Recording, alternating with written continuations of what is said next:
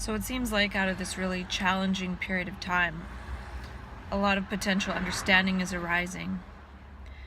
When I was driving, I was thinking about how this aversion to psychiatry I now have, another way to say that is I want to understand my life for myself. And I'll meet the challenges and the challenging times in order to understand my life. And I don't need a medical authority giving me their understanding in the way they understand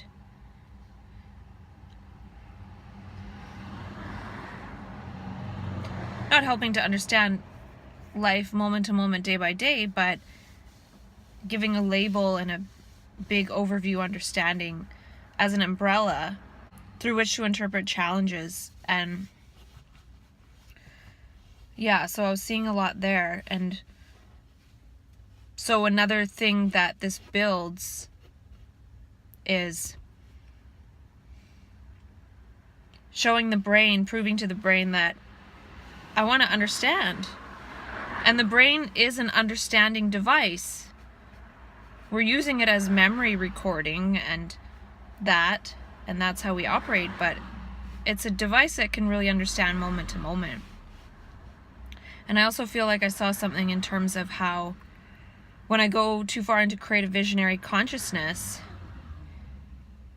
at some point I hit the frontier of the limits of that, and it's not something that's happening now. So in a visionary state, one is envisioning and creating, but it's not something that's happening now on a large scale. So one goes too far into a supposed reality that's not happening now, that can't really happen now. So when that happens, one goes from this creative no self-consciousness to the other mechanism the brain knows in terms of diverting attention away from what is actually happening now, which is thought. So oftentimes when one goes too far into creative no self-consciousness, it tips into creating more supposed ego thoughts. Even more, because one has gone into this creative place of I can see more, I've created further than the ego knows. So then it takes an even stronger, intense ego reaction to reconnect oneself with the ego functioning.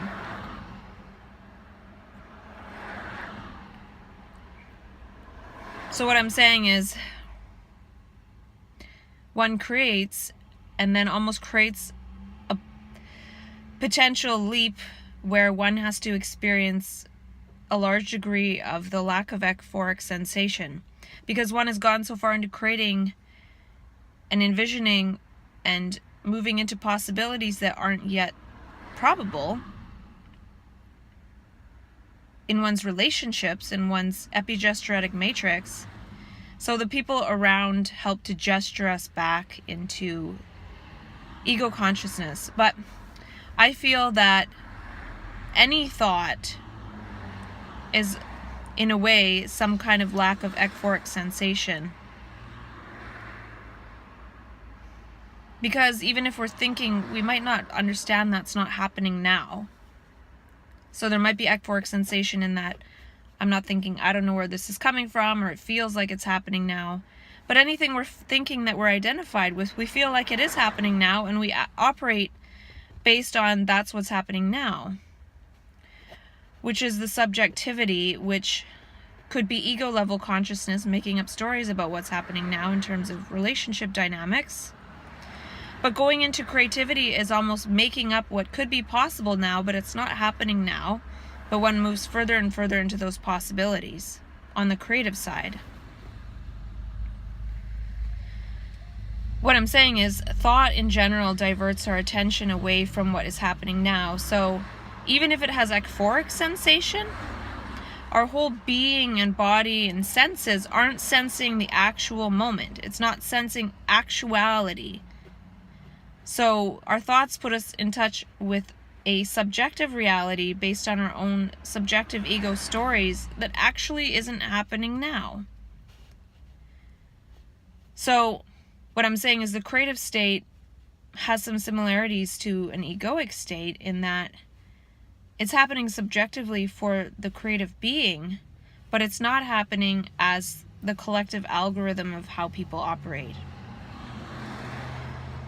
So there's a switch at some point when one goes too far into creativity to bring one back to ego consciousness, because that creative state isn't happening now for all the beings around in one's epigenetic matrix. But what I'm trying to point to is any thought operating. And that's the point that most don't make. They try to say, well, have good thoughts. If we operate based on thought at all, we can be subject to supposed bad thoughts.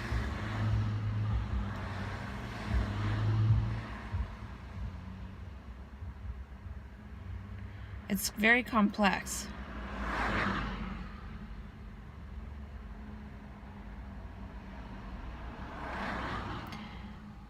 I'm saying that the ego is an abstraction away from actuality, so even though it may have euphoric sensation, it doesn't have direct contact with actuality. So there's no actual sensation.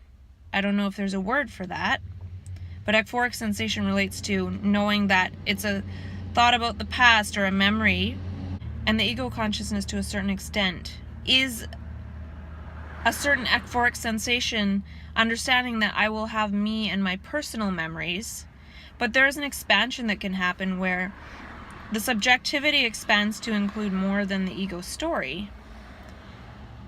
And when it happens like that, it's difficult to know what is happening now, because the ego thoughts are happening now, but if there's ego thoughts, we're not present. So when the subjectivity expands, we're present with something that is beyond what we're usually comfortable with.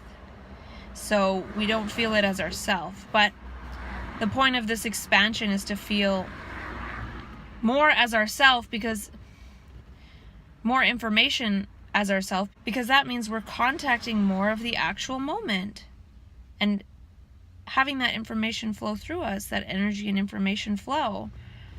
But when we interpret it according to the me,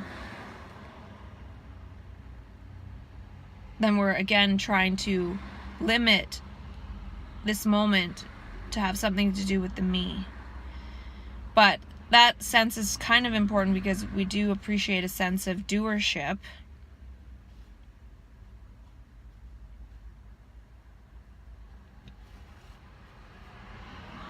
It's very complicated, but I can see how there's this going into creativity too far and getting to the point where we realize that isn't happening now. It's not, people aren't ready for that yet. So we get walked back, and that it's not happening now sense of the end of creativity can lead to the ego projecting so-called hallucinations and delusions. Because nobody else sees that either. They don't see the creativity algorithm happening as a possibility of existing in non-selfhood. So when we cross that line over into the ego coming back online in order to pull us back,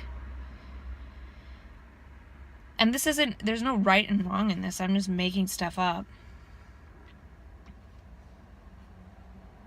And just as in the ego thoughts, we're present with that, but as soon as we're present with that thought, we're not present with the actual moment. So there's something here. I don't know exactly what I'm describing, but I feel like there was a real gift in going through this real challenge, because I feel like I can understand more. I can understand it because I went through it without interpreting myself as mentally ill. So it gave me the opportunity to understand this mechanism more, and then speak from it after the fact. And it's the challenge to understand moment to moment, really. And it was getting through it and understanding without diverting to someone else to tell me how to understand it. That's the important thing to get to eventually, one day. We are this expansion and contraction, and everything we do to cope, which are behaviors to try to keep consistent, trying to keep the inner consistent by doing outer chaotic behaviors, like eating a cookie, for example, instead of staying still and allowing the inner to be inconsistent and being with that energy without naming it and calling it stuff, and then by naming it and labeling it, trying to fix it. Attempting for that energy inside to be consistent is the problem, and it's an expansion and contraction. And when we do things to try to stop this, we are not understanding. We're not learning, we're not looking at it directly. We're moving about, doing other things, and so we can't make sense of what is there to understand. I'm sitting here at the park with my sushi. Same place I was 2 weeks ago, I think, when I was feeling quite distressed. And I did have body pain yesterday, which I talked myself through. I didn't really edit that video. I cut out the parts that I saw that I looked away, but I didn't listen to it, so usually I do listen to it, but whatever. And I have stuff, man. Primrose oil, krill oil, and that ant supplement, astaxanthin or something, I don't know. But I'm gonna do a little bit of video listening until it's too cold to sit here. And tomorrow I go to the cognitive remediation conference, so stay tuned for that. I wonder what it'll be like. Oh yeah, and that's the other thing I wanted to say was today I'm seeing a lot of things from the vantage point and perspective of miscommunication. Even somebody walking that looks like they're not super healthy. It's miscommunication in terms of communicating with our body or putting the right food in, which is sometimes a lack of understanding of what the body needs, which is miscommunication. Or seeing one person talking to someone and one person's quite healthy and the other person's not. Why haven't we figured out together how to be healthy together? Not one person healthy and doing well with wealth and some kind of supposed affluence while the other person struggles. So yeah, I'm seeing this miscommunication theme. Seeing a lot today, which is nice. It's nice to not see a lot of the past and the ego, but seeing the dynamics of what's going on. But then when that expands too far, eventually I see the dynamics of what went on and what could go on and blah blah blah. So there's this expansion and then this contraction, which I feel like now I can get through. And then Mr. Sun came out from behind the cloud and said, "I'll warm you." I'm grateful for Mr. Sun.